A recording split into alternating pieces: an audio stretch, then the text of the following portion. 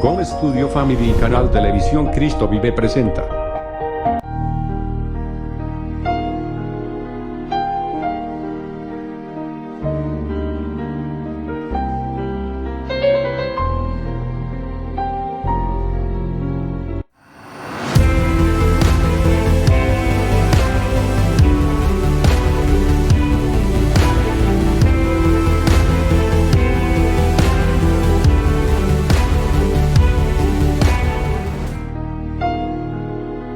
Bonjour et bienvenue dans notre émission J. Bonne Nouvelle.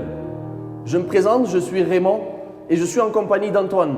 Nous sommes membres de l'église de la Promesa et le Seigneur nous a mis à cœur de faire ce programme et cette émission. Et j'aimerais, mon frère, que tu nous expliques en quoi consiste cette émission.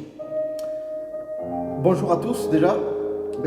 Tout simplement, cette émission consiste à que nous puissions partager l'amour de Dieu.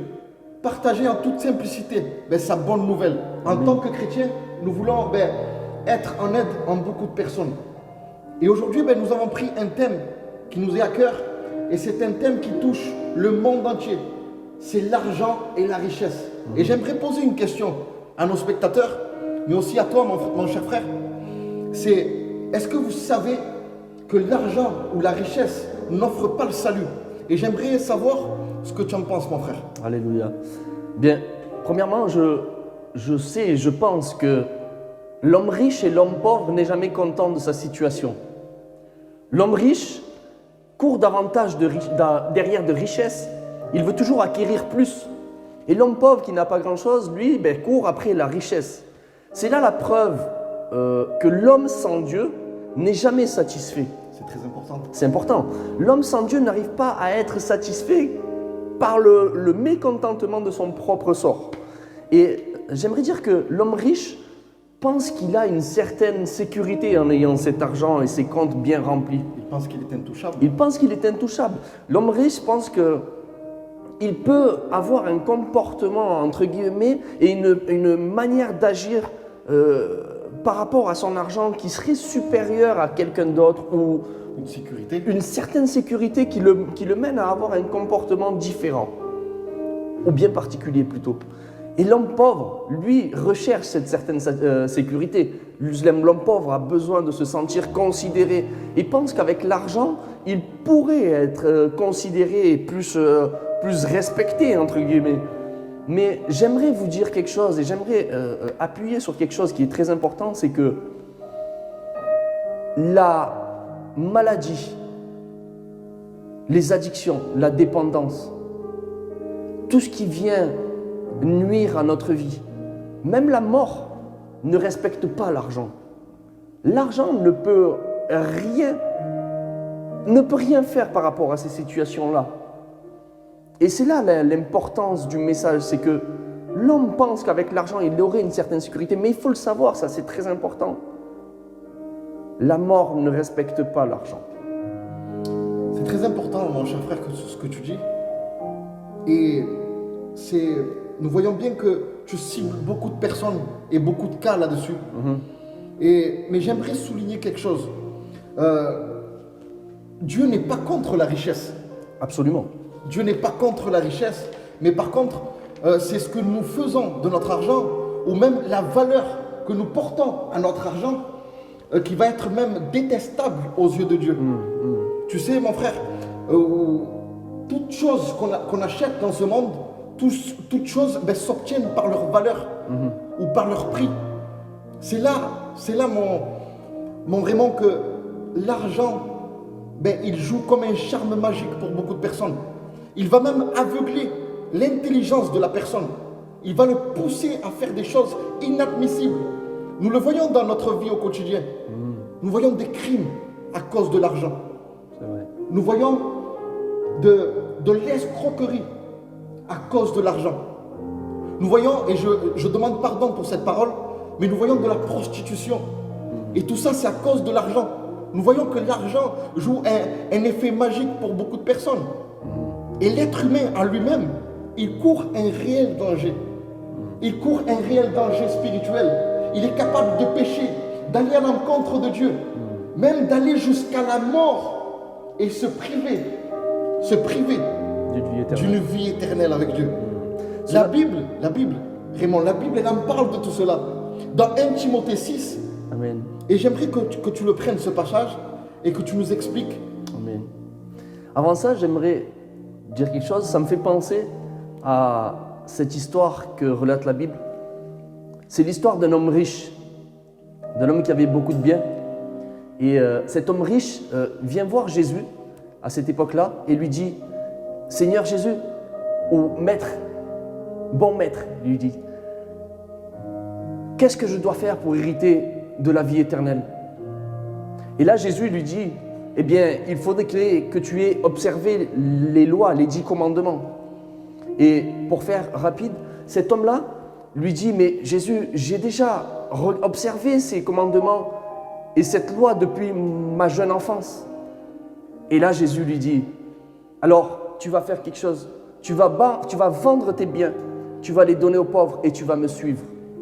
Et là, on voit vraiment que l'argent a une emprise sur l'homme, a une captivité. Une captivité, c'était le seul mot que j'ai. En fait, cet homme-là, lorsque Jésus lui dit « Vends tes biens et suis-moi », il se tourne, il tourne le dos à Jésus-Christ et il s'en va triste. Là, on voit vraiment que l'homme a choisi l'argent plutôt que la vie éternelle et la richesse du ciel. Et pour revenir à ce que tu disais, j'aimerais donc lire le verset qui se trouve dans 1 Timothée 6, au verset 10 pour commencer. Et la Bible dit comme ceci. « Car l'amour de l'argent est la racine de tous les maux. Certains ont une telle envie d'en posséder qu'ils se sont égarés loin de la foi et se sont infligés bien des tourments. » Et là, la Bible vient nous dire clairement que l'amour de l'argent, comme cet homme riche, éloigne l'homme de Jésus-Christ et de la vie éternelle. Tout à fait. C'était tout simplement ce qu'on était en train de dire Amen. et d'expliquer. Amen. Cela me touche parce que ça concerne beaucoup de personnes. Ça concerne beaucoup de personnes et ça touche le monde.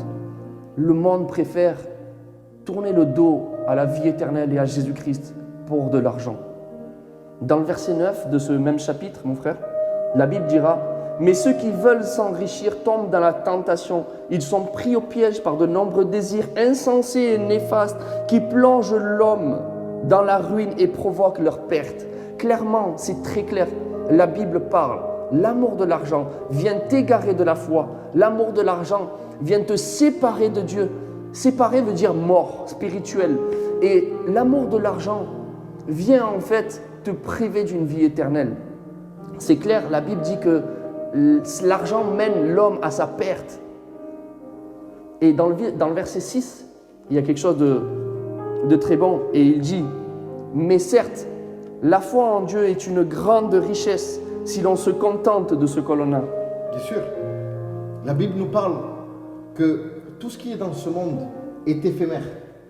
Mais la richesse qu'offre Jésus-Christ, elle est éternelle. Elle est éternelle. C'est une richesse qui n'est pas éphémère. Vous vous rendez compte? Aujourd'hui, nous sommes ici et c'est le but de notre émission. Alléluia. Mon cher frère, c'est le but de cette émission. C'est que Jésus-Christ t'a offert la vie éternelle. Alléluia. Il t'a offert la vie éternelle. Et toi, par conséquence, tu préfères l'argent ou tes addictions ou faire des choses malsaines à cause de ton argent. Beaucoup de choses malsaines à cause de ton argent. Tu les gaspilles dans l'alcool, dans la drogue ou d'autres addictions comme les jeux à sous ou plusieurs choses que nous pouvons mentionner jusqu'à demain, chers frères. Mais oui, il y a une solution à cela. Et cette solution s'appelle Jésus-Christ. Jésus-Christ, il est venu et a payé le prix de cette rançon. A payé le prix de cette rançon pour que toi, au jour d'aujourd'hui, tu aies la vie éternelle. La Bible déclare que tous nous sommes condamnables. Mais celui qui s'unit à Jésus-Christ a la vie éternelle. Dans Romains 8.1, il est important aujourd'hui que tu prennes cette décision, tout simplement en ayant un comportement de repentance dans ton cœur, en ayant cette sincérité. Ce que Dieu recherche réellement, c'est la sincérité de ton cœur. Alors je t'en supplie, aujourd'hui, la grâce t'est offerte. Alléluia. La grâce t'est offerte et nous voulons cibler toutes ces personnes-là. Nous voulons tout simplement prier pour ces personnes. Mais avant toute chose, nous voulons te poser ces questions. Et j'aimerais laisser mon frère, notre frère Raymond, et qui vous pose ces questions-là. Alléluia. Bien, j'aimerais juste reprendre un truc, c'est que il est important de savoir que Dieu est bon, on le sait. Alléluia. Mais il existe une vérité, c'est que l'ennemi de nos âmes, le diable, lui vient utiliser cet argent comme un instrument de corruption. Wow. Aujourd'hui encore sur cette terre. Et dans le monde entier. Et dans le monde entier. Et il y a une histoire biblique qui vient appuyer ce que nous disons sur cet homme que tu connais certainement. Judas Iscariote. Judas Iscariote. Cet homme a été sélectionné par Dieu. Cet homme était appelé par Jésus-Christ pour le servir, pour son œuvre. Eh bien, la tentation de l'argent est venue le priver d'une vie éternelle. Judas a vendu Jésus-Christ pour 30 pièces d'argent. Et on voit vraiment là l'emprise que l'argent peut avoir sur une personne. Cet homme était, je dirais, à 2 doigts d'obtenir la vie éternelle. Mais 30 pièces d'argent l'ont privé d'une vie éternelle avec Dieu. Et c'est pour cela que aujourd'hui nous sommes là pour vous transmettre ce message d'amour. Alléluia. Oui, l'argent est un bon serviteur, mais l'argent est un mauvais maître. Alors aujourd'hui, j'aimerais encourager vous qui regardez cette vidéo, vous qui vivez pour l'argent, vous qui souffrez pour l'argent, vous qui vendez de la drogue pour de l'argent, vous qui vous prostituez pour de l'argent, vous qui volez pour de l'argent, vous qui êtes addict à l'argent. J'aimerais vous dire quelque chose. Mon frère l'a repris tout à l'heure. Un verset de la Bible dira: il n'y a plus de condamnation pour celui qui est en Christ. Alléluia. Alors si aujourd'hui, tu te sens condamné par l'argent et par l'emprise de l'argent, je veux t'encourager à rechercher Christ. Amen. Car il est le libérateur pour ta vie. Alléluia. Et j'aimerais, mon frère, que l'on puisse prier pour ces gens, Bien sûr. afin que Jésus-Christ puisse les libérer. Alléluia. Nous voulons prier et nous allons cibler chaque cas en particulier. Et j'aimerais que tu participes avec nous, Alléluia. d'un cœur sincère comme nous l'avons dit. Et j'aimerais te poser ces questions. C'est: est-ce que l'argent va diriger ta vie, ou est-ce que toi tu vas diriger ton argent? Est-ce que l'argent peut te sauver? Est-ce que l'argent peut racheter ta santé? Alors nous allons prier pour vous. Alléluia. Saint-Esprit, Tu es bon, Jésus. Seigneur, à toi la gloire et toute la puissance. Seigneur, nous te demandons pour tous ces cas. Seigneur, les cas d'addiction. Seigneur, ces personnes qui commettent le mal, Seigneur, pour gagner de l'argent. Seigneur, aussi les personnes bonnes, Seigneur, qui souffrent pour gagner de l'argent. Seigneur, et qu'ils passent autant de temps dans leur travail, autant de temps, Seigneur, à gagner de l'argent. Seigneur, qu'ils ne voient pas, Seigneur, grandir, Seigneur, leur famille. Seigneur, je te prie, Seigneur, au nom de notre Seigneur Jésus-Christ, que tu puisses, Seigneur, rentrer dans leur cœur.